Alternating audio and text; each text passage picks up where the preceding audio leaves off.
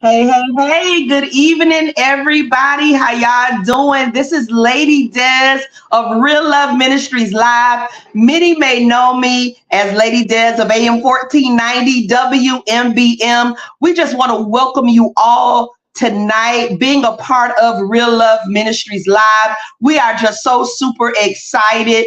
Those of you who follow me on social media, know that we have been highlighting and featuring men, praying for men all month of June.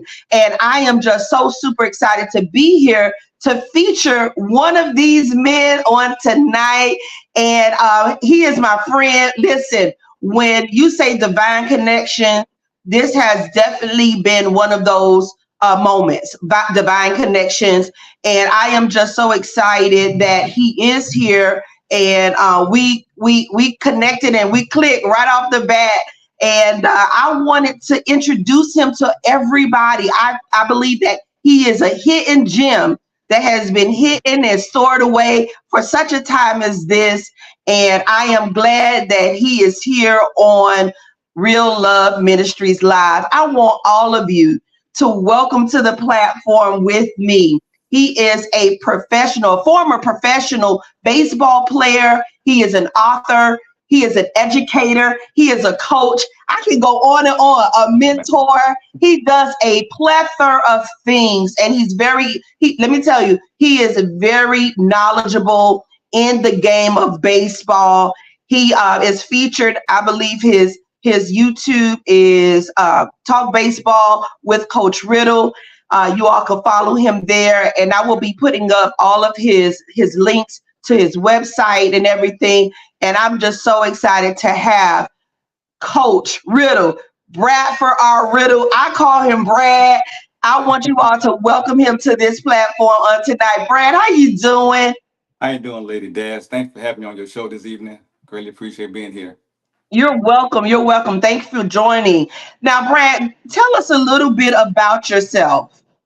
Well, I'm Bradford Riddle from Chicago, Illinois, South Side. Like to say, born and raised.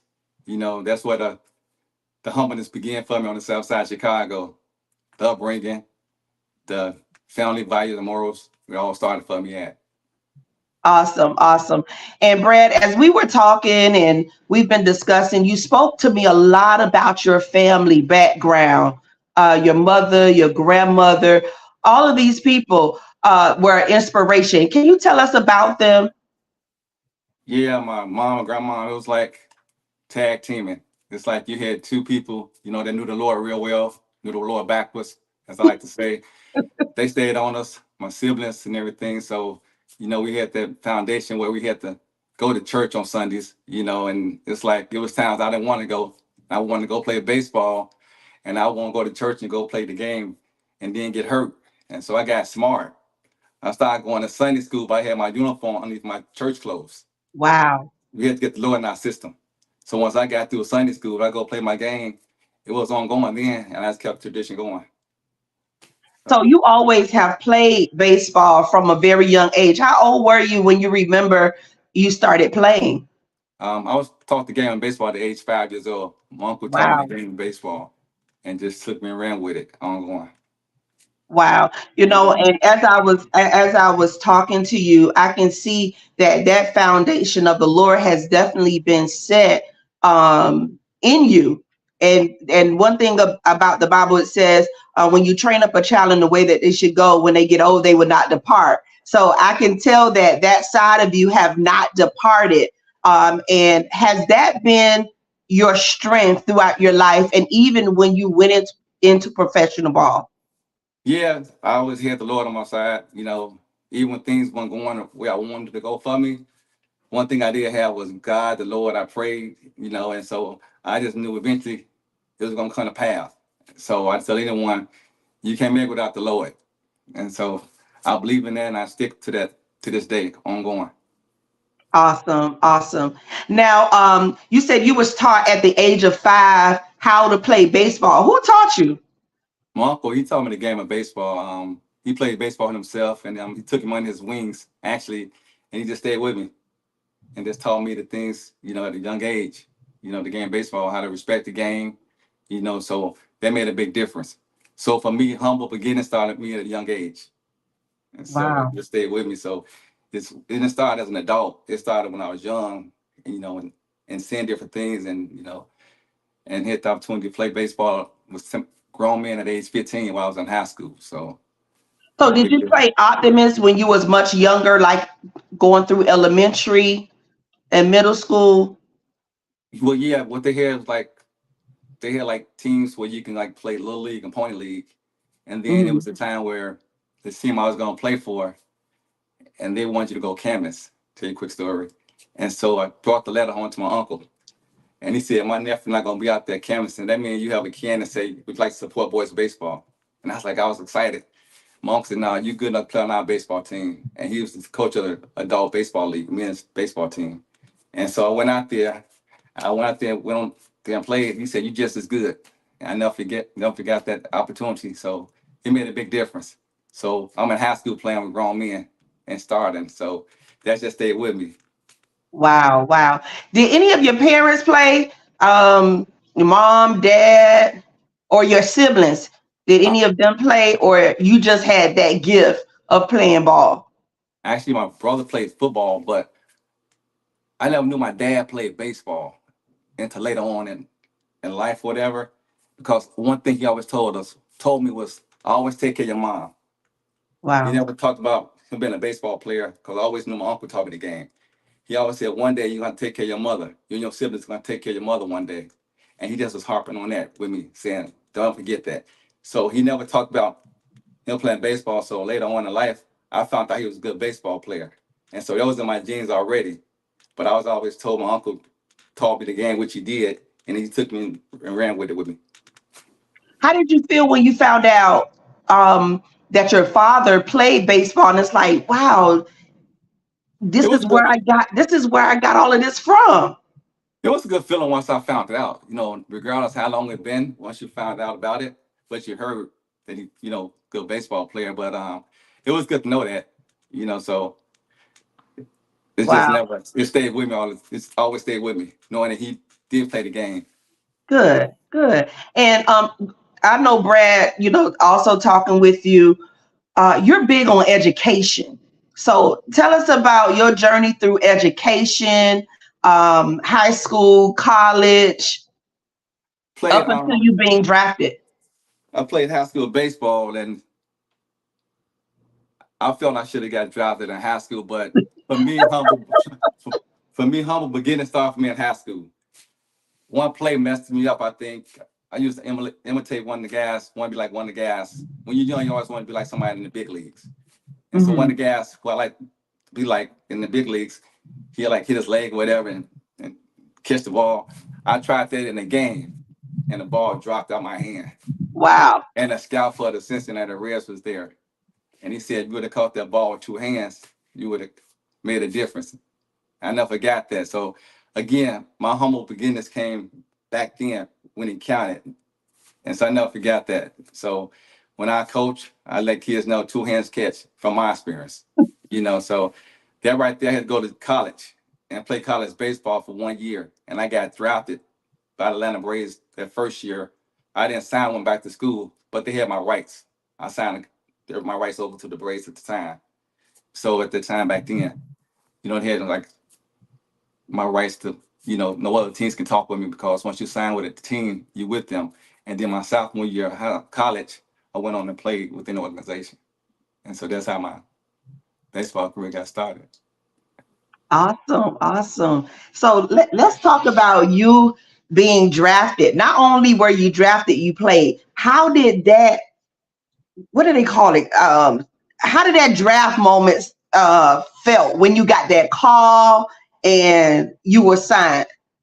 It was it was a real dream come true. It was a blessing more than anything, to have a kid from the inner city of Chicago, get an opportunity, to come from Inglewood High School to play baseball and to be able to go play professional baseball within an organization.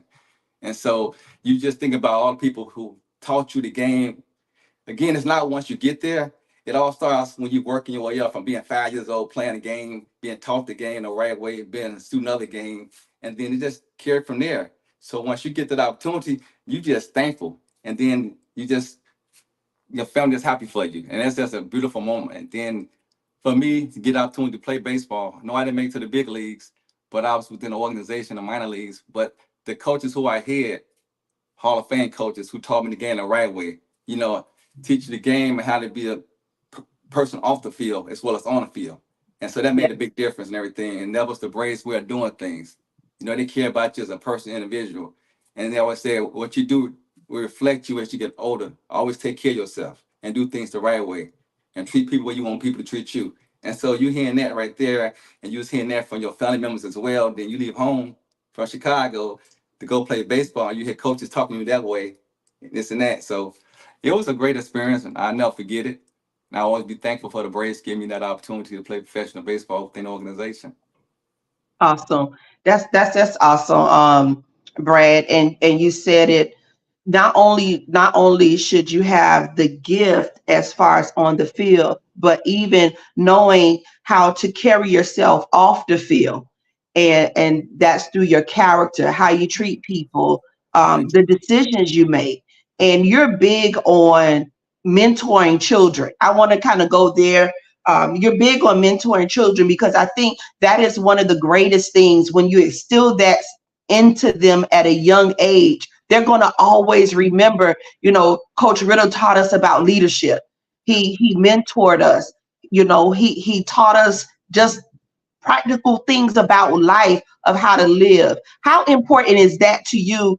Learning what you have learned from professional ball, even going through high school playing ball, and now being able to transfer all of that over into these children that you educate every day on a daily basis. Actually, it's a great feeling because the students look forward to you.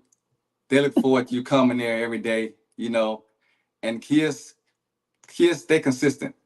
They want to come to you and they want to talk to you about how their day going. And so, like I said, you have to pay attention to the kids. You know, they had their moments, but the thing is, those kids know who care about them, and they know that Coach Riddle had their best interests at heart, and I'm there for them. So when they come in PE, I look forward to talking with them, and it's like a powwow moment. Everything, how to be respectful to your parents.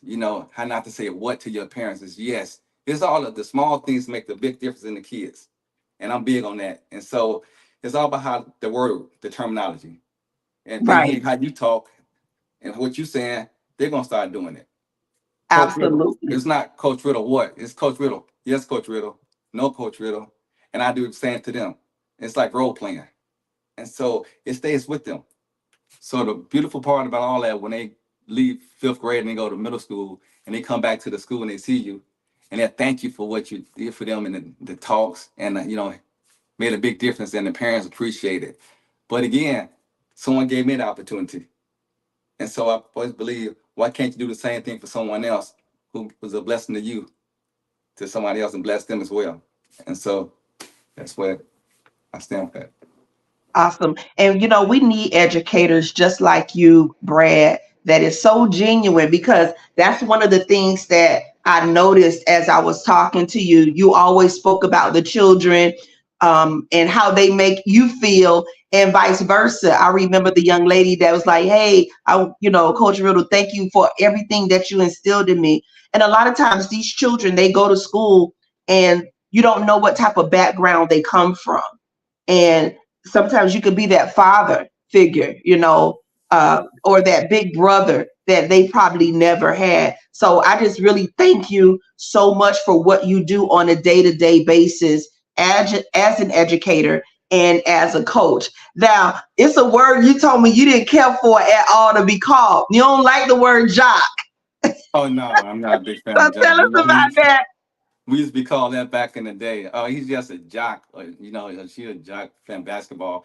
But I was big on being called a student athlete. That's because you can't make it to the field if you don't do it in the classroom. That's just how it is. And I believe it's selfish as a player if you're not doing your work or get help. There's help out there because the team needs you and you're a valuable aspect to that team. But if you can't make it to the field, as we call it, it's like you do the team a disjustice because a disservice because you're not able to be out there. And so, yeah, they just always call us, they just jocks. But I like that word student athlete. And so that made a big difference for me. And so I just always told my college kids, and I was a head coach, at the HBCU, hey man, y'all student athletes, y'all student first and then the athletes second. And so if you can't do it in a classroom, let's get help. Let's do what we have to do because we want to make sure that you have your players to be a part of the team. So that makes a difference. So yeah, I'm not a big fan of that word jock. So yeah, I think student athlete any day. Awesome, awesome. Thank you. And let's go a little bit about baseball, right? I'm gonna switch it up a little bit. Okay. And what position did you play? I was an outfielder. I played center field. So center field is like the captain of the outfield. So anything hit up in the air, if you can get to it, get it. And then like Listen, I was gonna tell you, you're gonna have to take me through these positions because I don't know. I've been trying to watch baseball and understand the game. So you said you played outfielder. yes, Okay, center and what field. does the outfielder do again? Center field is the they say the captain of the outfield. It's like when the ball is sitting in the outfield, if he can get to it, come in and call it left field and right field off the ball. But if he can't get to him, his job is to back up if the ball's a base hit here to the left fielder. His job as the leader is supposed to go back the guy up just in case to get back at the left fielder or whatever, and he behind him to make the play just in case he rolled through his legs or whatever. Prevent the runner from going from first to third, which we know he's going to second base and he missed the ball. Okay, all right. Now listen, Yes. when I was watching baseball, right? I, I, Oh, really? let me try to get this out. I was watching baseball and I'm like, wait a minute, they're doing a whole lot of signaling here. Like, what does all of that mean? And it seemed like the people know what to do. So is it more of like um eye and hand coordination? What is the formula to baseball? Now with the signals, it's like when a hitter's coming up the bat, and it all starts with the man on first base and the third base coach. It's like everybody have to be in sync. And so the hitter, before he get to the home plate, before he get to the plate, he have to watch the third base coach. So let's say I'm the third base coach, you're the hitter. As you come up, you're gonna watch me, and it's my job to give you the sign because we're gonna try and get that guy from first to second base. So for example, I'm gonna demonstrate for you. So anything I touch last is gonna be a sign that we use, okay? So if I Okay, touch wait, you're my gonna hand, take me through it, right? I am. So if Okay. I touch my hand, that's bunt, okay? If I touch my nose, that's still, and anything either shoulder, it's gonna be hit and run. And so I'm gonna go through science for you. So when I go through the science, the whole time I'm doing science, the the third baseman for the opposing team, he's watching me to see what he can pick up. But the whole time, my players know the science already, so it's a decoy. So when I'm doing this here, when I run it through science, all this and that, they're watching me. But again, it's the last sign that I touch on me.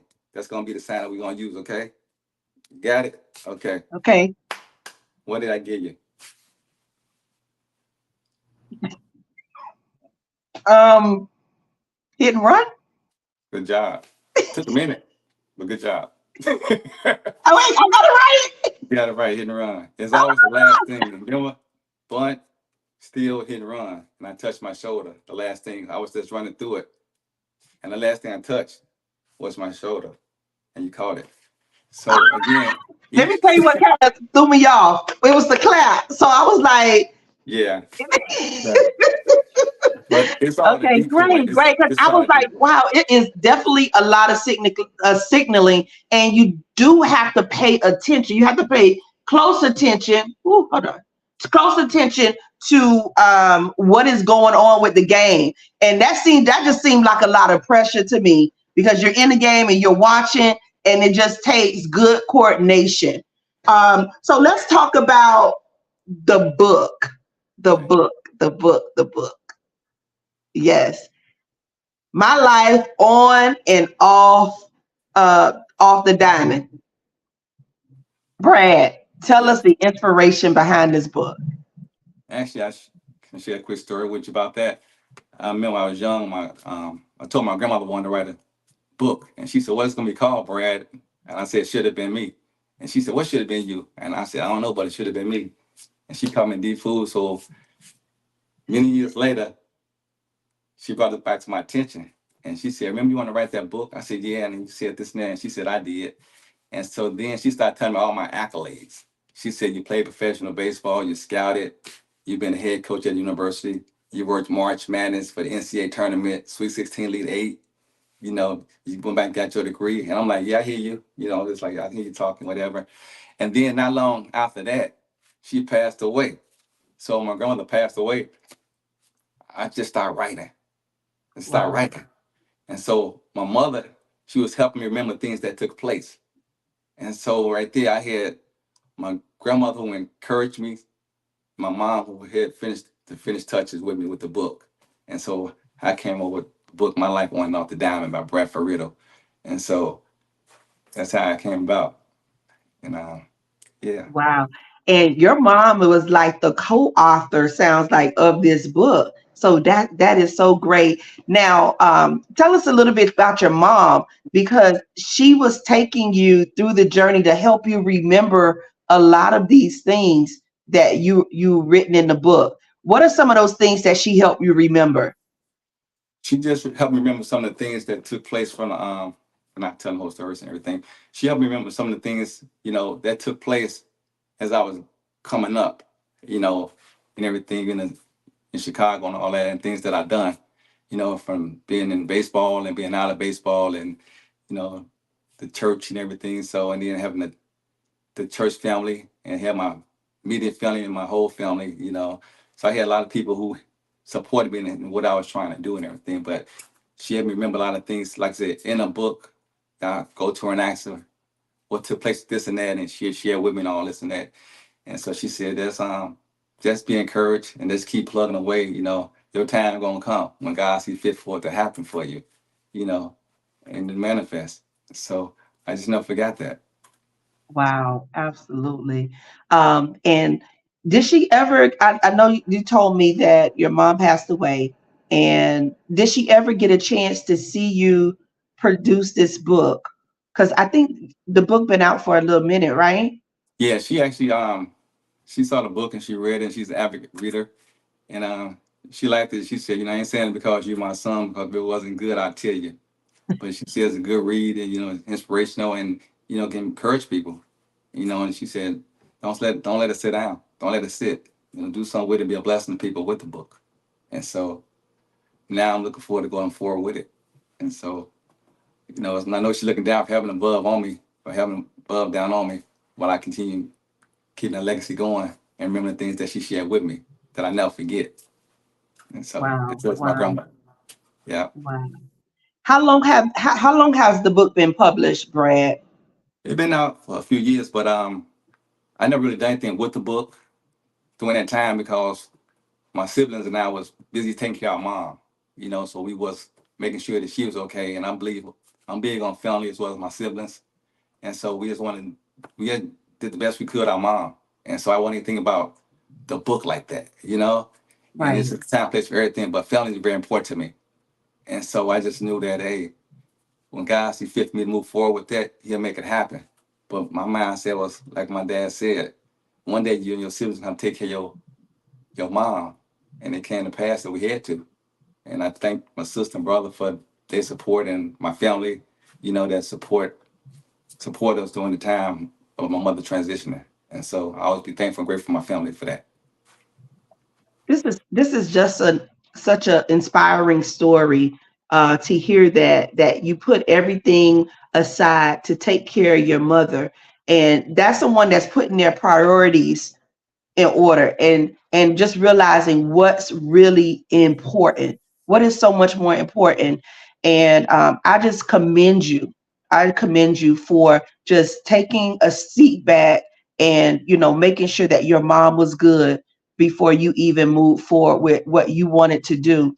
And the beauty of it is that she know you did that, and when she was getting ready to departure, she told you what to do. Don't let this book die out.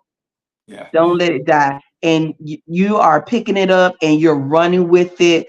And Yeah. Brad, I definitely congratulate you. I have read the book. Now, I'm gonna be honest. I'm gonna be honest with you. I'm not a reader like that. But Right. when I did get the book in my hand, I did not put it down. I read that book in one night, and that's how such a of an easy read it is. And the book was so inspiring and so encouraging. And just the fact of how you talked about your foundation said a lot. And then you ended it with, God. So I encourage all of you who are watching this live to go and get that book by Bradford R. Riddle, My Life On and Off the Diamond. It will definitely bless your heart. It will bless your children. Share it with your children. You all go and get that book. It's available on Amazon, www.amazon.com. All you need to do is put in Bradford R. Riddle, My Life On and Off the Diamond. Yes. So, Brad, so how's it feeling now that you're doing these interviews? The book is moving. I mean, does it feel like your dream is coming to pass?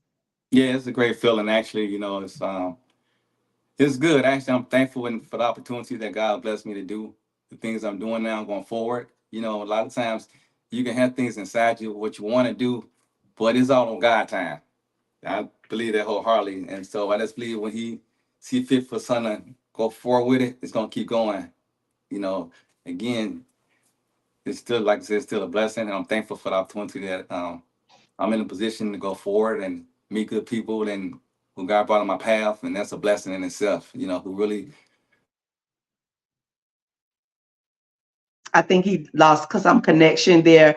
But listen, everybody, we want you all to be a part in supporting Brad on this journey as he put out this book. His mom told him before she left this earth, do not put this book down. Do not let it die out. And it takes a collective of us to support him in getting the message out of encouragement, inspiration. That's his love. That's his drive to go and support this book. Get it off of Amazon. Let me tell you, if you follow him on all his social media pages, Brad R. Riddle on Facebook, Brad R. Riddle official _official on Instagram. His website will also be posted in this bio. Support him, please. He needs your support. We're getting ready for a book tour. I'm trying to just talk until he comes back on, but we're getting ready for a book tour where if you are an educator or an administrator and you want Brad to come out to your schools and just speak to your students, he is willing to do that. We're just setting up so many other things. A mentorship program is coming up, and I just want to give a shout out right now to Mary Russell Hankins because she is the reason for this connection. So I just want to thank her. They're establishing a mentorship program for the children. So there are so many other things that are getting ready to take place and come out of this. I'm just so happy that he is just moving forward. He is not a procrastinator.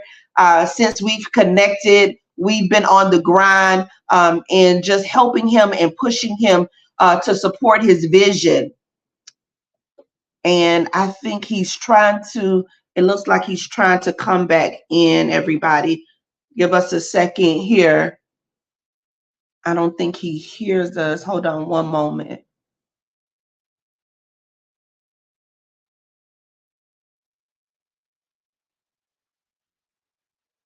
We hope each of you are enjoying this conversation tonight with Brad R. Riddle. He is a former professional baseball player. He is an educator. He is a coach. He does a plethora of things. His heart is pure as gold, let me tell you all.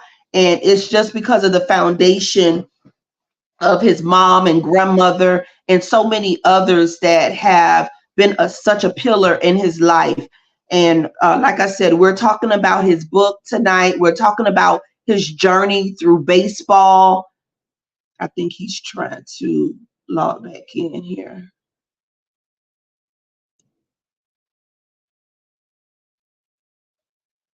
Brad, I'm not sure if you can hear me, but if you can, just try to log back off and then log on again.